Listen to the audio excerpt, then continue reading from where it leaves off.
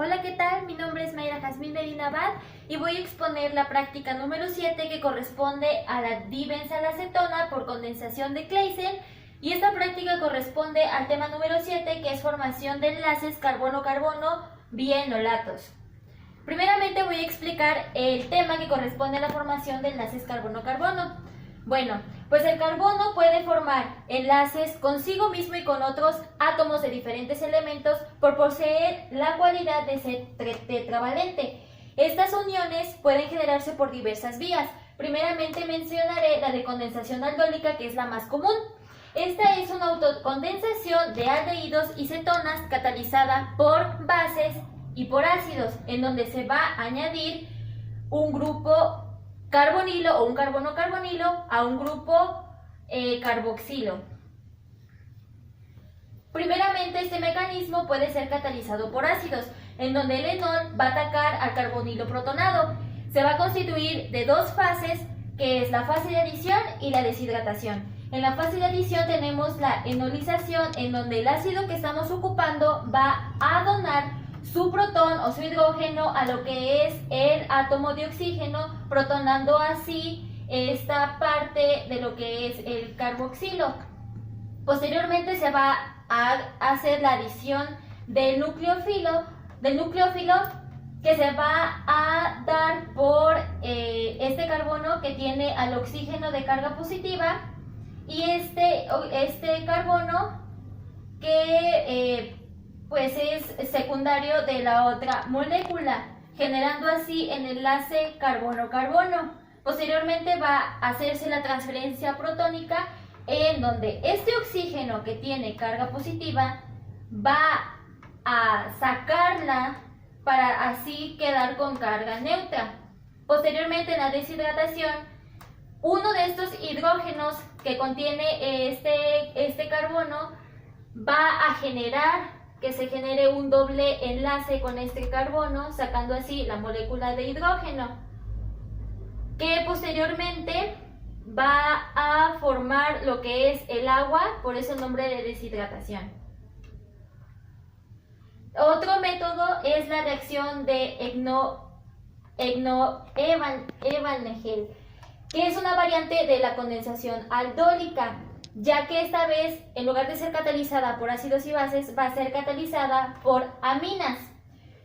Otro método es la reacción de Mannich, en donde se van a involucrar lo que son los iones amonio para generar lo que es una molécula en donde se va a generar el doble enlace entre carbono-carbono mediante la alquilación de aldehídos o cetonas. Posteriormente está la condensación de Claisen, que es en la que se basa esta práctica. Es una acidación de carbaniones en donde por medio de la catalización de una base se va a formar una autocondensación. Después está la condensación de Dieckmann, en donde se va a generar o obtener anillos ya sea de 5 o en este caso de 6 miembros. Y por último tenemos la reacción de Whiting, que es una reacción en donde se va a ver involucrada los siluros de fósforo, que como vemos en el ejemplo, mediante resonancia, el fósforo, como vemos aquí, tiene una carga positiva y el carbono tiene un par de enlaces, de electrones que por medio de resonancia se estabilizan por un doble enlace, perdiendo así el fósforo esa carga positiva. Bien, vamos a ver lo que es la condensación de Claisen, que es en la que se basa la práctica número 7. Bien, esta condensación se va a generar mediante mecanismos de adición o eliminación y es similar a la condensación aldólica con la característica que se va a generar mediante los iones de enolatos. Este mecanismo va a empezar con la formación del enolato del éster. Tenemos el éster y en este caso, al agregar una molécula de metóxido, uno de los hidrógenos del carbono secundario se va a adicionar a esta molécula quedando este carbono con una carga negativa, la cual puede estabilizarse por medio de resonancia. Como vemos, en este caso se presenta el par de electrones que quedaron en el carbono y estos mismos pueden pasar a formar un doble enlace y romper este enlace del oxígeno con el carbono y quedar con carga negativa. Posteriormente se va a hacer la adición nucleofílica entre este carbono que quedó con carga negativa y el carbono que contiene el doble enlace con el oxígeno, formando así esta unión carbono-carbono. Como podemos observar, este doble enlace con el oxígeno se pierde, quedando con una carga negativa. Es así como llegamos al paso de la eliminación, donde esta carga negativa pasa a formar un doble enlace con el carbono, saliendo así la molécula del metóxido. Posteriormente se genera el desplazamiento del equilibrio por despronación. Esta molécula de metóxido que salió tiene carga negativa, lo cual tiene que estabilizarse con un protón que va a tomar del carbono secundario, quedando así con una carga negativa, pues solamente va a contener un hidrógeno. Bien, como esta molécula no se puede quedar así con esta carga negativa, tiene que tomar otro hidrógeno para estabilizarse y lo va a tomar de un ion de hidronio, quedando así la molécula estabilizada con el enlace carbono-carbono. Bien, ahora la práctica de la dibenzalacetona por condensación de Claisen. El objetivo de esta práctica es efectuar una condensación aldólica cruzada y obtener un producto que pueda ser de uso comercial. Primeramente, debemos tener bien en claro el fundamento de la reacción, la cual es una condensación aldólica que se va a basar en la unión de dos o más moléculas para generar una molécula mayor sin que haya necesidad de perder una molécula grande. Asimismo, esta reacción se genera más que nada cuando un aldehído no contiene hidrógenos alfa. Por lo tanto, no puede formar iones enolato. Para que llegue a formar estos iones que necesitamos para esta reacción, es necesario que se le agregue otro aldehído que sí posea estos iones alfa. La reacción general comienza con el benzalaldehído, al cual se le va a añadir lo que es una acetona. Posteriormente se le va a añadir lo que es la solución de hidrógeno de sodio, agua y etanol para formar lo que es la molécula de dibenzalacetona. El mecanismo de reacción. Bueno, tenemos lo que es la acetona. Se le va a quitar, o bueno, agregar lo que es un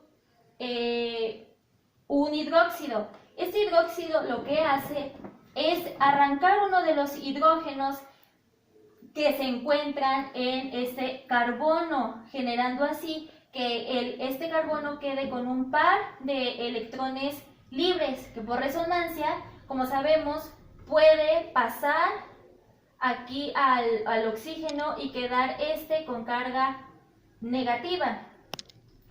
Otra cosa que pasa es que al quitar esta molécula de hidroxilo, un hidrógeno, se forma lo que es agua. Ahora, ya una vez que tenemos esta molécula, esta molécula con el par de electrones libres, se le va a agregar la molécula de benzalaldehído, que se van a juntar por este carbono y el carbono que tiene los electrones libres, pasando este hidrógeno arriba con el oxígeno y formar la molécula de hidróxido. Posteriormente se va a volver a repetir el paso, se va a agregar otra vez otra molécula de hidróxido que ahora va a quitarle un hidrógeno a este CH3 de aquí, quedando hoy nuevamente los electrones libres. Ahora se va a agregar la molécula esta molécula y se va a generar lo que es la unión entre el carbono que contiene aquí, del grupo carbonilo, y la parte que corresponde a los electrones libres, quedando dos moléculas de hidroxilo y lo que es el grupo carbonilo. Ahora, aquí hay dos pares, un par de hidrógeno aquí, un par de hidrógeno acá, que para estabilizarse y sacar estas moléculas de los hidroxilos van a pasar a formar estos dobles enlaces y obviamente las moléculas de hidrógeno, pues de hidroxilo, se desplazan. Aquí está más desarrollado, haciendo una comparación con lo que es la reacción o condensación de Mannich, como lo habíamos mencionado, que primero tiene como paso la formación del ion enolato que corresponde aquí. En este caso corresponde a una catalización por base, como vemos que es por parte del hidróxido de sodio, el cual roba un hidrógeno de este carbono y forma así el ion enolato, que bueno, como ya sabemos, por resonancia puede quitarse este doble enlace al pasar este par de electrones a formar el doble enlace carbono-carbono y así dejar al oxígeno con carga negativa. Posteriormente es la adición nucleofílica, como lo vimos con la adición del benzalaldehído, y dar como resultado, como ya vimos, la unión de ambas moléculas por carbono-carbono, que es esta parte de aquí de la molécula, y la formación de agua. Después tenemos la eliminación, en donde se va a sacar o se va a desprotonar. Se va a protonar lo que es el hidrógeno para estabilizar su carga y se va a sacar esta molécula de hidrógeno por parte del sodio que se quedó de la molécula del hidróxido de sodio, quedando así esta molécula con una carga neutra y así pues ya nuevamente la eliminación del hidróxido de sodio. Posteriormente el desplazamiento del equilibrio por desprotonación. Ya una vez que tenemos esta molécula, se va a volver a agregar hidróxido de sodio, lo que va a generar nuevamente una carga negativa en lo que es la molécula y quedando así el sodio con carga positiva. Posteriormente, al agregar etanol, esta carga se va a eliminar porque se va a unir a lo que es esta molécula con el hidrógeno. Y por último tenemos el paso que es la protonación del enolato del cetoéster, quedando así ya lo que es la molécula de la benzalacetona y teniendo también como parte del producto, que realmente no nos interesa, pero queda como parte, el hidróxido de sodio. Bien, las propiedades físicas del dibenzalaldehído. Primeramente, entre las físicas tenemos el aspecto. Cabe resaltar que este va a variar dependiendo de la conjugación que tenga la molécula. Si tiene conjugación EE, se va a encontrar en una apariencia de cristales amarillos o un polvo igualmente de color amarillo. Si se tiene una conjugación EZ, se va a encontrar en forma como de pequeños cristales pero alargados, igualmente de un color amarillo pero más pálido. Y si se tiene una conjugación ZZ, no se va a encontrar en forma sólida, sino se va a encontrar como un aceite igualmente de color amarillo. Su punto de ebullición importante de 130 grados centígrados, punto de fusión. Hay una variante, pero más o menos se encuentra entre esas temperaturas, que es de 110 a 111 grados centígrados. Un peso molecular de 234.3 gramos sobre mol. Importante, no es soluble en agua, pero sí en diversos solventes polares como la acetona, el etanol y el éter. El punto de inflamación, al igual que el de autoignición, es indeterminado. Entre las propiedades químicas tenemos que en su estabilidad no se va a descomponer en el almacenaje, pero es importante que no tenga contacto con agentes oxidantes.